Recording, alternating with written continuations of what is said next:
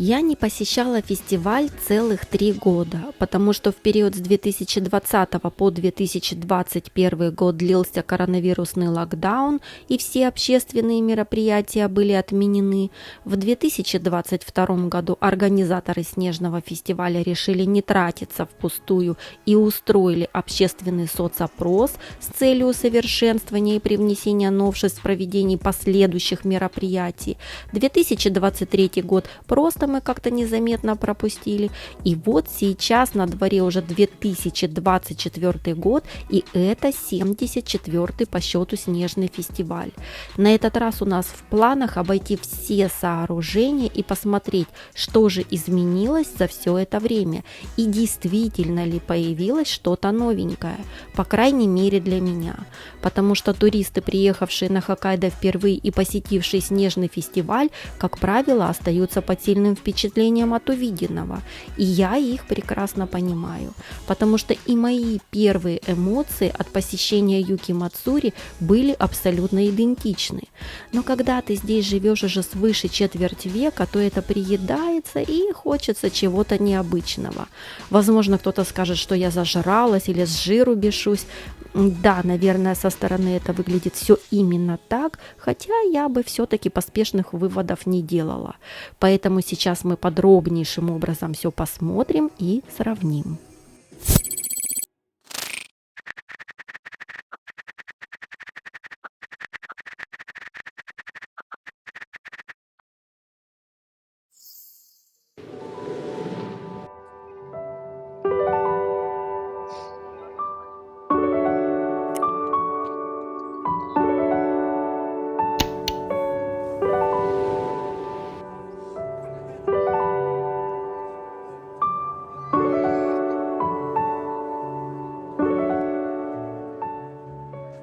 Юки-Мацури всегда начинается с первой локации Ниси-Ичоме, где обычно проводятся различные ивенты. В прошлые годы здесь заливали каток и люди развлекались на коньках вокруг елки, а в этом году организаторы совместно с ассоциацией кёрлинга Саппоро решили провести зимние кёрлинговые игры, в которых каждый желающий может испытать себя и прокачать свои скиллы в метании настоящих каменных кеглей, реально использующих в официальных матчах на льду, а специально выставленный для этого персонал поможет обучить и надежно обеспечить поддержку и безопасность.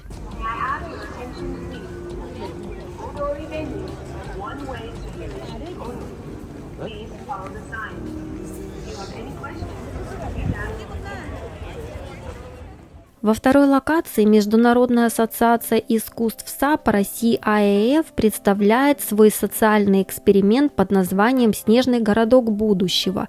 И первое, что нам открывается, это огромная 15-метровая в ширину и до 6 метров в высоту инсталляция под названием «Дирижабль с оркестром», установленная австралийской художественно-технологической студией INES, которая по всему миру славится своими масштабными грандиозными проектами. Сооружение состоит в основном из надутых воздушных шаров и меняет цвет и звук на человеческие движения и прикосновения.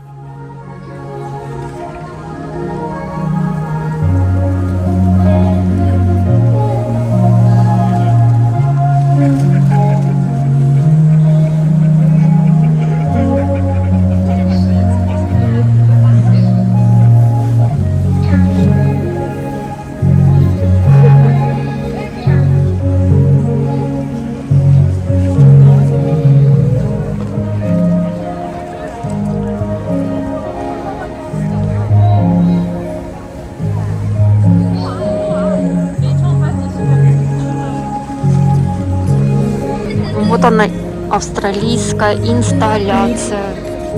Написано, что когда к ней прикасаешься, она реагирует на прикосновение. Возле каждого вот этого вот снежной постройки или снежной инсталляции есть билборды, на которых все описано, что это такое, на японском и на английском. Как вы представляете себе будущее, или как вы хотите изменить ваше будущее?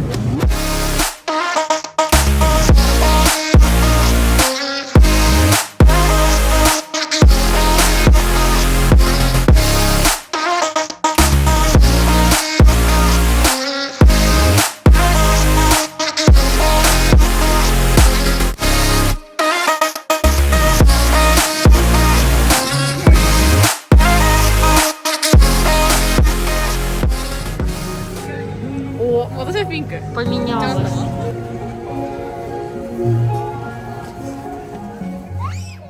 Вторая инсталляция японской группы Seiichi Saito из Panoramatics спроектировала яркий анимационный контент с помощью применения лазерного и голографического проекторов, освещающих небо 3 лучами.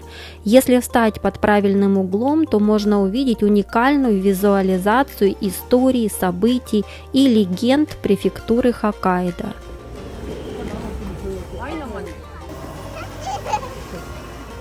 Нам нужны все постройки, все снежные скульптуры увидеть сначала дневные. Вот этот участок перекрыт. На каждом участке стоит регулировщик, но народу много. Одной из главных составляющих снежного фестиваля Юки-Мацури являются скульптуры, расположенные на каждой площадке парка. Соответственно, третий квартал Нисси-Санчо-Мэ представляет огромное количество снежных скульптур, красиво вылепленных на разную тематику местными и иностранными мастерами. Здесь можно увидеть мультяшных аниме, героев, известных спортсменов, кинозвезд и более сложные постройки, отражающие актуальную современность. Ночью все фигуры подсвечиваются и приобретают яркий красочный вид. Вот эта вот фигурка похожа, как из нашего мультика, Мутабор с кривым носом, вот этим с длинным, не с кривым, а с острым вот этим носом с длинным. Мутабор, кто смотрел мультик? Обалдеть! Это, что бы вы думали? Кишечник. Кишечник. Это типа вот 2 руками живот раскрыл и свою кишку показал. Написано. Да и чё? Монголия. Тай. Угу, красиво, видишь, какой.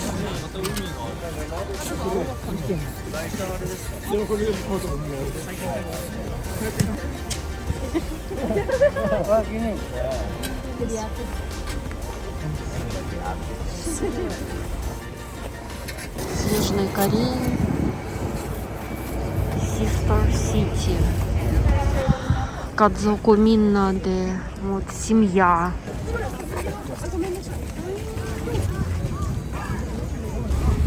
Место, отведенное для еды, для курения и для того, чтобы перекусить.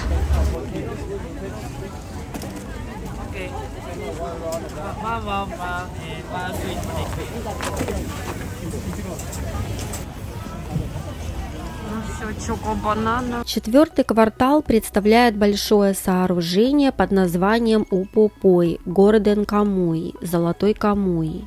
Эта анимация этнического симбиоза основана на хитовой манге Сатору Нода, которая публиковалась в журнале издательства Сюэйся с 2014 по 2022 год. В центре постройки можно разглядеть напряженную историю, развернувшуюся в начале 20 века, после того, как армия Российской империи проиграла японской армии в борьбе за контроль над Маньчжурией и Желтым морем. Одним из участников этой войны был Саичи Сугимото, которого прозвали Бессмертным. Однажды он нашел потерянную кем-то карту, указывающую место о зарытых сокровищах айнов. В порыве сорвать куш Саити отправился на поиски, однако оказалось, что он не единственный, кто желал быстро разбогатеть. Юноша и не подозревал, что, отправившись на поиски айнского золота, его ожидала настоящая борьба за выживание на заснеженных просторах острова Хоккайдо. Вылепленная снежная композиция с наступлением темноты еще больше выделяет и преображает эту историю в яркой подсветке на фоне ночного неба. Это же и 5-й квартал. Здесь выступали ежегодно, ну и сейчас, наверное, выступают дети. Ну, в общем, одаренные талантом, кто ходит в какую-то музыкальную школу или играет на скрипке и так далее. То есть вот Ямаха выбирает ежегодно самого талантливого и одаренного ученика, который там где-то что-то, какие-то призы получал и так далее. И он ежегодно выступает вот здесь, вот в этой кабиночке. Сначала это было в самом начале, вот в 1-м квартале, а сейчас они перенесли с 1-го квартала в 5-й квартал. Это для детей, очень много снеговичков слепили детки, вон снега им подбрасывают, дети лепят, класс. И все счастливые, вон кабиночка погреться есть, туда то есть заходят, погрелись, руки-ноги погрели и выходят. Здесь вот есть свободное место, и в свободное место вот ставят. Здорово. Вот палаточки для мусора, все подходят, выкидывают аккуратненько. Там еще вон сидят волонтеры, которые наблюдают, в какой бак что кидать. Все цивильно. Мусор, регулировка мусора даже на Юки-Мацури. В 5-м квартале Ниси Го-Чоуме представлена композиция под названием «Эйко Мизаши Какиру Сару Буреду» – «Чистокровные скакуны в погоне за славой». Хоккайдо считается крупной префектурой разведения чистокровных скакунов с давней историей, уходящей корнями в период Мэйдзи. В данный момент около 98% всех породистых лошадей в Японии рождаются именно на Хоккайдо. Ежегодно на острове выращивается более 7 тысяч скакунов. Также нельзя не заметить, что большинство японцев болезненно помешаны на скачках. Поэтому эта красивая снежная композиция скачущего галопом чистокровного скакуна за победой порадует своих заядлых фанатов небольшим голографическим шоу, передающим ту самую атмосферу, которая обычно царит на ипподромах.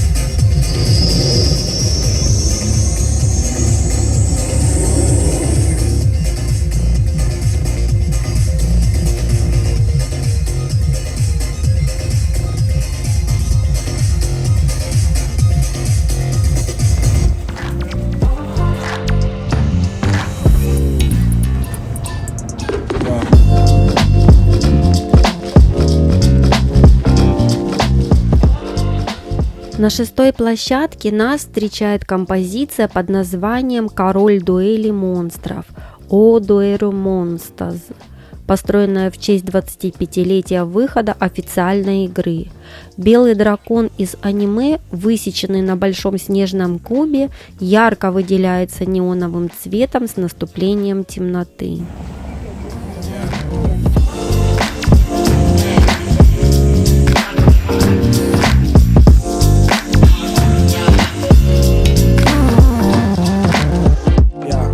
На На 7-й локации ежегодно хоккайдская телекомпания HBC устанавливает большую снежную скульптуру, символизирующую международный обмен на снежном фестивале. В основном это какая-то крупная композиция, точная копия национального достояния или известной достопримечательности одного из городов-побратимов Саппоро, а у Саппоро всего 5 городов-побратимов – Германия – Мюнхен, США – Портленд, Россия – Новосибирск, Китай – Шиньян и Республика Корея – Тэджон. В этот раз по случаю 50-летия германо-японской дружбы и туристического партнерства телевизионщики проспонсировали точную снежную копию баварского замка Нойшванштайн, расположенного на юге Германии. Этот замок называют замком вдохновения Диснея, потому как он не раз послужил образцом для мультипликаторов, воссоздававших его в сказочных историях всем известных Золушки и Спящей красавицы. Ночной снежный замок Нойшванштайн, плавно переливающийся в ярких насыщенных красках, не менее зрелищен и прекрасен. Ну вот уже темнеет, уже 4 часа, и подсветочка начинает включаться. Вот так красиво все выглядит уже вечером. В честь 50-летия Anniversary Hello Kitty, 50 лет.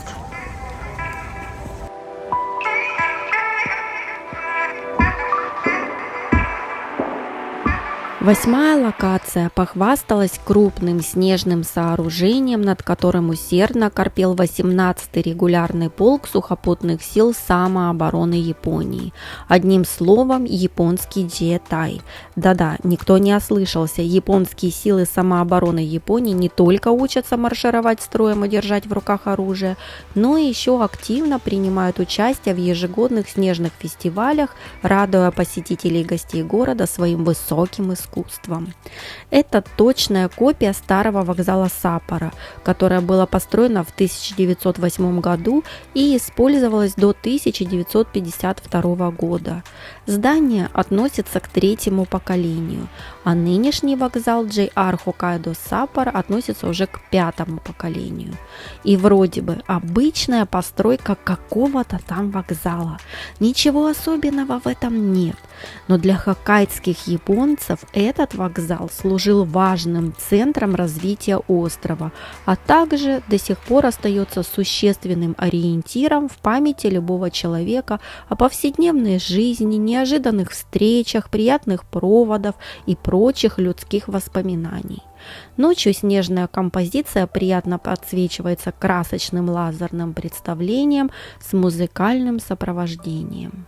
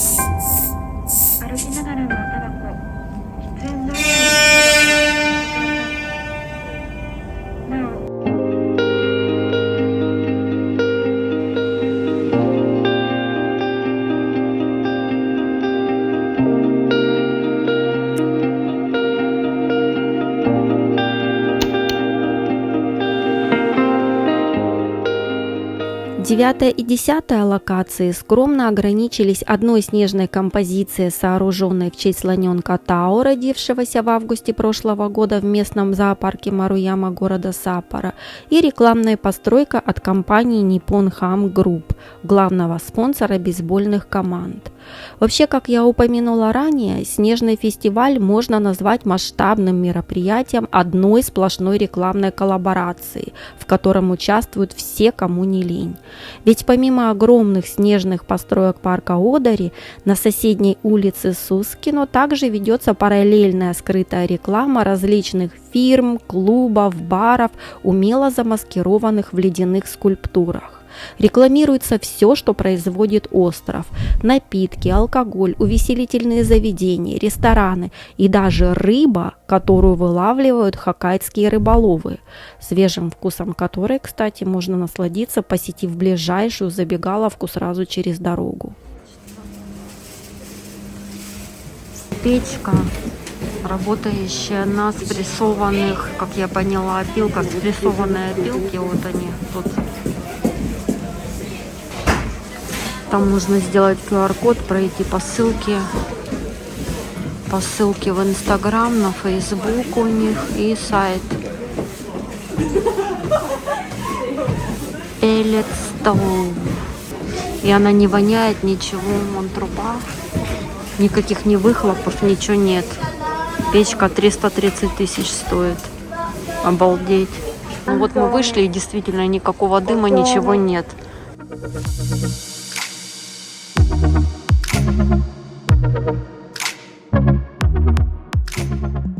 Последний и завершающий 11-й квартал представляет международный конкурс снежных скульптур 2024. Ежегодно по традиции, начиная с 1974 года, иностранные команды из разных стран соревнуются в создании снежных скульптур на свободную тематику. И это, пожалуй, единственные снежные скульптуры, которые можно рассмотреть вблизи. Итог. Понравился или не понравился мне этот фестиваль, определенно сказать не могу. Двоякое чувство. Наверное, скорее да, чем нет. Все-таки какое-то разнообразие и изменения, конечно же, есть по сравнению с прошлыми снежными фестивалями. Но заданный формат, который я увидела, скорее всего, еще долго будет продолжаться строго по инструкции и по текущему плану. Японцы все любят инструкции и строго их придерживаются. И если я пропущу еще парочку снежных фестивалей, то какого-то особенного суперзрелища, думаю, не пропущу. А для приезжих туристов и тем более впервые посещающих зимнее Хоккайдо иностранцев, конечно же, снежный фестиваль Юки Мацури – мой рекомендацион.